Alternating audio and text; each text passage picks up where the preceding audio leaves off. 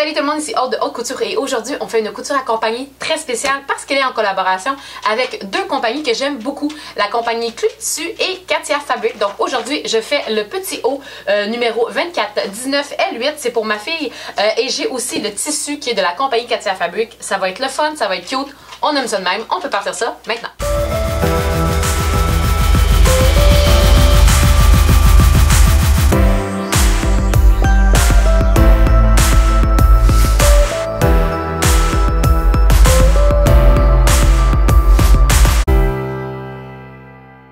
Mon tissu est des Cathy, j'ai tout ce que j'ai besoin pour le faire. On a besoin d'un élastique, de boutons, le fil, c'est quand même très simple, on n'a pas besoin de grand chose. Les étapes aussi vont être vraiment faciles à suivre. J'ai pas encore rien coupé. Mon tissu est naturellement des Cathy, il a été lavé les deux parce que là j'ai les petites ballerines et les petits chaussons. Et c'est une vidéo qui est dans le cadre d'un concours qui se déroule actuellement pour Club Tissu et Katia Fabric. C'est seulement faire une création avec le patron et le tissu de Katia Fabric de la nouvelle collection Printemps-été 2019, de le coudre et de le partager sur les réseaux sociaux. Il y a deux endroits où est-ce que vous pouvez le faire, sur Facebook ou sur Instagram. Sur Facebook, il faut seulement se joindre à l'événement qui est le concours Club Tissu Katia Fabric Printemps-été 2019 et sur Instagram, seulement en partageant votre création, à y glisser le hashtag Club Tissu X Katia. C'est tout simple. Les instructions vont être juste en dessous dans la boîte de description. Vous pouvez participer et courir la chance de gagner 250 $ et en plus avoir fait un projet vraiment le fun. Donc avant même de venir couper mon matériel, ce que je vais faire, c'est que je vais venir sortir les pièces de patron parce que comme à mon habitude quand je fais des vêtements pour enfants, je veux pas couper directement dans le papier. Bon là je suis quand même chanceuse, j'ai dit que j'allais venir calquer. Je n'ai pas vraiment besoin parce que je prends la plus grande grandeur de toute façon.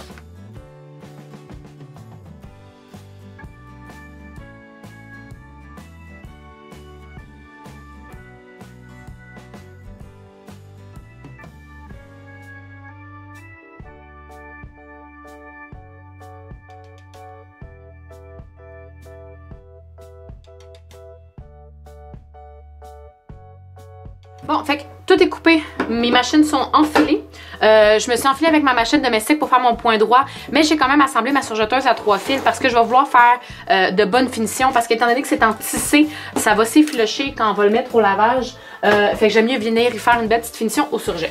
Et là, qu'est-ce qui est cool avec les patrons Katia, c'est qu'ils sont en anglais, en français et en espagnol. Fait qu'honnêtement, c'est sûr que vous allez vous y retrouver. Ça arrive souvent là, quand je fais les coutures accompagnées, surtout les patrons PDF, le monde me demande « Ah, y a-tu les instructions en français? » Pas tout le temps, mais ici, on l'a. Comme d'habitude, ils vont toujours nous conseiller avant de laver les tissus, c'est normal pour éviter que ça rétrécisse après la coupe. Et on nous indique aussi que les valeurs de couture, les marges de couture sont de 1 cm. Fait que je vais prendre mon devant que j'ai coupé une fois et mon dos que j'ai coupé 2 fois. Tout simplement, la première étape qu'on va venir faire, c'est coudre nos épaules et nos latérales en respectant naturellement la valeur de couture qui était de 1 cm et toujours naturellement endroit contre endroit. Fait que je vais venir coudre ici 1 cm, 1 cm et tout de suite, je vais venir faire mon surjet pour ma finition. Et voilà, fait que l'étape est quand même somme toute très simple. Fait que je suis venue faire ma valeur de couture à 1 cm. Et si, comme moi, vous êtes habitué en pouces, vous faites « Oh mon Dieu, 1 cm, c'est quoi ça? » C'est 3/8 de pouce. Et après ça, je suis venue faire mon surjet. Je vais venir presser mes valeurs de couture. Et moi, je les fais tout le temps vers le dos. Fait que ça veut dire que mes valeurs de couture d'épaule, je vais les envoyer vers le dos. Même chose, mes valeurs de couture latérales, quand je vais venir les presser, je vais venir les coucher comme ça vers le dos. Bon, fait que là, on va être rendu à faire le bord froncé. On en a 2 pour le dos et 1 pour le devant. Et eux autres, ils disent de venir faire le froncé tout de suite. Étant donné que moi, je vais venir faire des finitions au surjet, je pense que j'aime mieux venir assembler mes bandes tout de suite. Eux autres, de ce que je comprends dans le guide de montage, c'est qu'ils viennent faire leur ligne de fronce sur le devant et sur le dos séparément et après ça, ils viennent les assembler pour avoir une longue bande. Moi, je préfère venir les assembler tout de suite parce que je vais vouloir venir faire ma finition également tout de suite. Et tant qu'à y être, avant d'avoir tout froncé, je pense que pour moi, ça va être plus facile de venir faire tout de suite mon bord plutôt que de tout le froncer puis après ça, venir faire mon bord dans le bas. Fait que, bref, je vais modifier un peu seulement parce que pour moi, je sais que ça va être plus simple. Vous pouvez suivre la marche à suivre là, qui va fonctionner tout autant, mais sinon, vous pouvez faire comme moi. Fait que la première chose que je vais faire, c'est que je vais prendre ce qui est la pièce devant. Je vais prendre une des 2 pièces d'eau que je vais venir mettre à une des 2 extrémités, endroit contre endroit. Et là, je vais venir faire la même chose de l'autre côté. Je vais venir prendre pas le bord qui est courbé, mais le bord qui est droit. je vais venir le mettre à mon autre extrémité. Je vais venir respecter les valeurs de couture qui sont de 1 cm, venir faire un surjet et encore une fois venir presser vers le dos.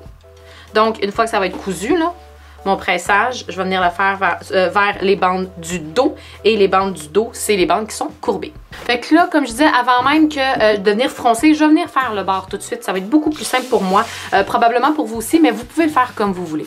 Le bord, la valeur du bord, c'est la même chose que les valeurs de couture pour le reste du vêtement, c'est-à-dire 1 cm. Fait que qu'est-ce que je vais faire, c'est que je vais venir rentrer 0,5 cm et retourner encore de 0,5 cm et venir coudre tout près du bord ici. Fait que je suis sur le bas. Où est-ce que je vais avoir la courbe? Je rentre de 0,5, je retourne de 0,5 et je vais venir coudre là, le plus près du bord possible, à peu près là, à 1/8 de pouce, là, à 1 mm, 2 mm du bord. Puis vous pouvez soit le presser avant ou aller le coudre tout de suite et le presser après. Moi, je vais y aller tout de go en tournant là, au fur et à mesure que je vais venir faire mon bord. Fait que je vais commencer par mon extrémité ici, puis je vais me rendre jusqu'à l'autre côté. Puis là, une fois que j'avais fait le bord, que tout était pressé, je suis venue coudre ma ligne de fronce, qui est dans le fond une couture à point très long dans le haut. À chaque extrémité, je me laisse dépasser des longs fils pour que je puisse venir froncer. Là, qu'est-ce qui est le fun avec ce tissu-là, étant donné qu'il est très léger, il est comme tout venu se froncer en le cousant. J'ai même pas utilisé un pierre fronceur, rien. Je suis juste venue coudre à 1 cm du bord, puis il est tout déjà venu se froncer, ce qui est quand même chouette. Mais il va peut-être falloir que je répartisse mes fronces autrement, parce que l'important, c'est que le bord de fronce que je viens de faire va venir matcher avec le bas du devant et du dos. Fait que je vais commencer par venir me placer avec le dos en haut. Je vais venir m'épingler. Donc, je suis endroit contre endroit. Je vais venir m'épingler ici. Après, sur ma bande que j'ai froncée, je vais venir trouver où la couture que j'ai faite pour assembler mon devant et mes dos. Et je vais venir trouver ma couture latérale sur mon chandail.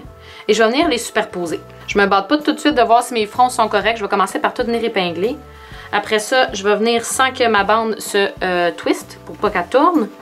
Je vais venir retrouver mon autre couture latérale que je vais venir superposer avec ma bande et je vais venir retrouver l'autre haut de mon dos. Et ensuite de tout ça, je vais m'assurer donc qu'ils sont de la même longueur. Fait que je vais commencer par mon devant, je pense que c'est ce qui va être le plus simple. On voit que ma bande elle est comme trop froncée, là. Fait que je vais venir la défroncer un petit peu parce que je veux qu'elle soit de la même longueur. Fait que je vais venir envoyer des fronces sur les bandes dos jusqu'à temps qu'ils soient à peu près de la même longueur. Ça fait du sens. Fait que là, je vais venir m'épingler au centre. Je vais venir m'assurer que mes fronces sont bien répartis. Tu sais, là, j'ai un petit peu plus de fronces ici que là. Fait que je vais juste venir les répartir. Même chose ici. Fait que là, ça, c'est de la dextérité. On s'assure qu'on le fait du mieux qu'on peut. Pour que ça soit joli. Puis après ça, on va s'épingler puis on va faire les mêmes choses mais au dos.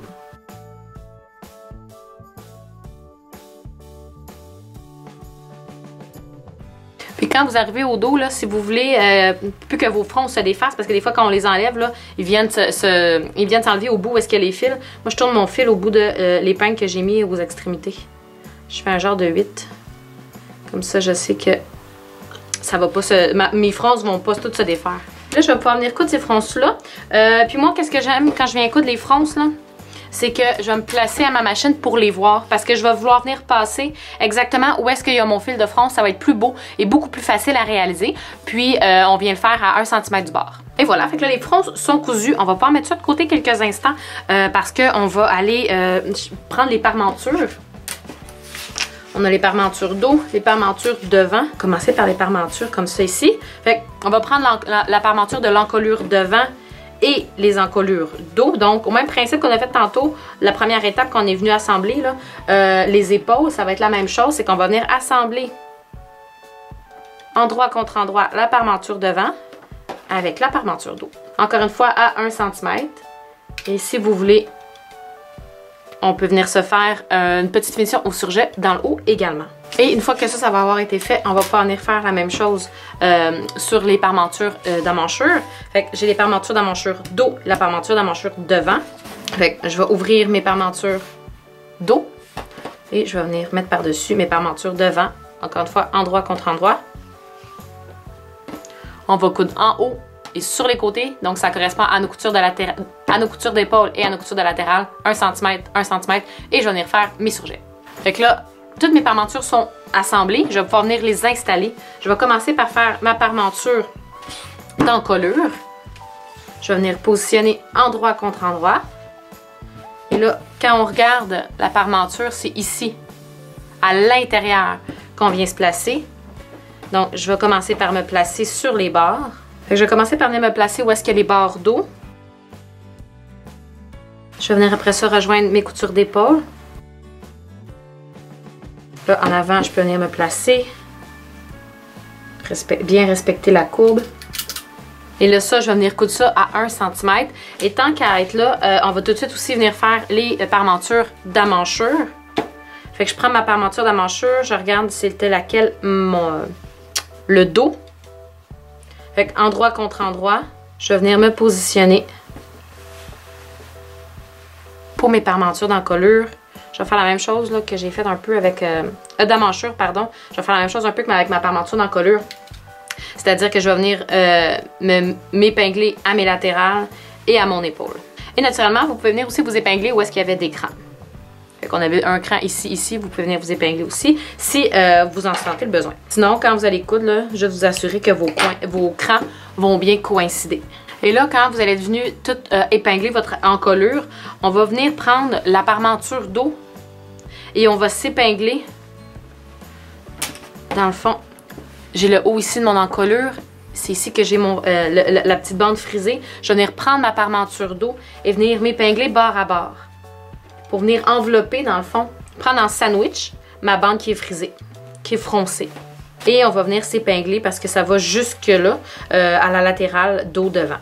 Et là, quand on arrive à l'extrémité, moi, personnellement, ce que je ferais, là, c'est que je vais venir tourner de 1 cm le bord de ma parmenture. Je ne vais pas le laisser à vif comme ça parce que je vais vouloir venir y faire une petite finition. Je préfère ça comme ça. Il ne mentionne pas dans le patron.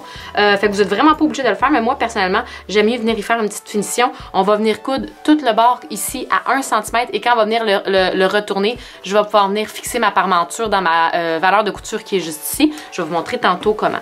Fait que là, j'ai fait un côté. Je vais venir faire la même chose sur mon autre dos. Fait que toujours bord à bord avec les fronces pris en sandwich entre ma parmenture et la blouse. Quand j'arrive au bord, encore une fois, je le retourne de 1 cm. Puis je vais m'épingler comme ça. On va pouvoir venir coudre donc, venir coudre la parmenture d'eau. Après ça, encolure d'eau, encolure devant. Et ici, on va faire un point pivot, puis on va continuer à venir coudre jusque dans le bas. Puis on va venir faire aussi nos parmentures d'amenchure. Une fois que tout est cousu, on va venir cranter et réduire à certains endroits. Fait où est-ce qu'on avait le coin encolure d'eau et le dos, je vais juste venir couper pour que ce soit plus facile quand je vais venir retourner. Faire ça aux deux extrémités pour être capable de venir retourner les coins, les pointes. Et là, on va pouvoir venir presser. Si vous voulez, on peut réduire les valeurs de couture. Je pense que ça pourrait être très aidant pour quand on va venir justement retourner. Fait que moi, les valeurs de couture, je vais les réduire de moitié. Ça veut dire que je vais les réduire à 0,5 cm. Fait que là, je vais tout pouvoir aller retourner ces parmentures-là vers l'intérieur parce que c'est mes finitions, dans le fond.